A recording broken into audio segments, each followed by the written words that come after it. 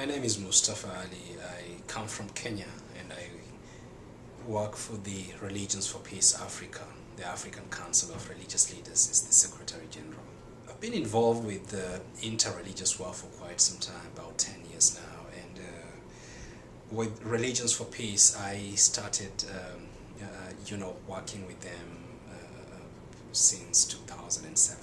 We do have a number of interventions in Africa, and generally our work falls in three themes, that is conflict transformation and peace building, sustainable development, and mobilizing the women of faith and the youth of faith in Africa to respond to various challenges facing Africa.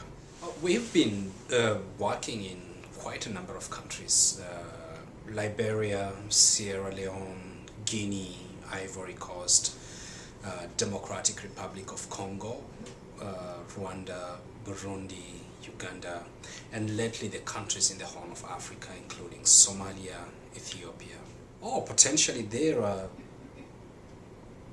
they have done great work in the past.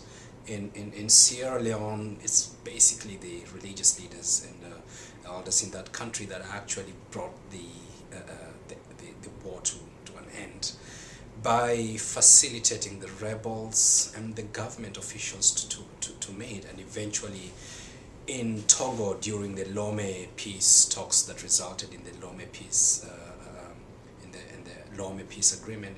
It was the religious leaders in Sierra Leone that were instrumental in getting both parties to agree. We've had groundbreaking work in Somalia, for example, whereby the regional religious leaders from the region, the sheikhs, the imams, the clerics, have gone there to work with the religious leaders in Somalia, encourage them to redouble their efforts to bring the different warring factions to the table and talk about their issues, to address them, resolve them, rather than continuing their fighting. It is easier now than before, because there is this realization that the work of our religious leaders does not start and end on the pulpit, or for the Christian or the Jewish or Christian or Muslim, Hindu, Sikh, and indigenous African religious leaders in their sacred places where they pray. They actually realize increasingly more that they need to get out there, work with communities, particularly those which are in conflict. And this realization has, in the religious leaders, has, meant that there's more challenge for us. They are not really equipped to address the challenges of conflict transformation and peace building.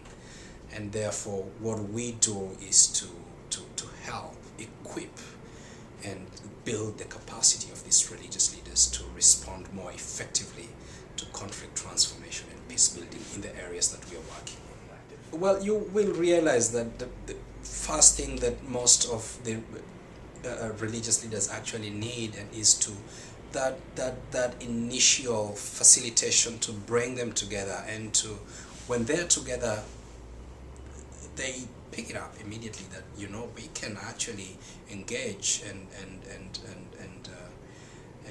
there can be results from their own engagement. We help train them in various aspects of conflict transformation and peace building. Religions for Peace has developed manuals for different categories of religious leaders: the women of faith, the women religious leaders, the youth religious leaders, and the other religious leaders, on how they can engage more effectively in transforming the lives of those people who are engaged in conflict and in ending some of those conflicts. In most cases, you will find that a lot of agencies, once the conflict has ended, that's it. And what we do, we don't move away when conflict has ended. We stay, and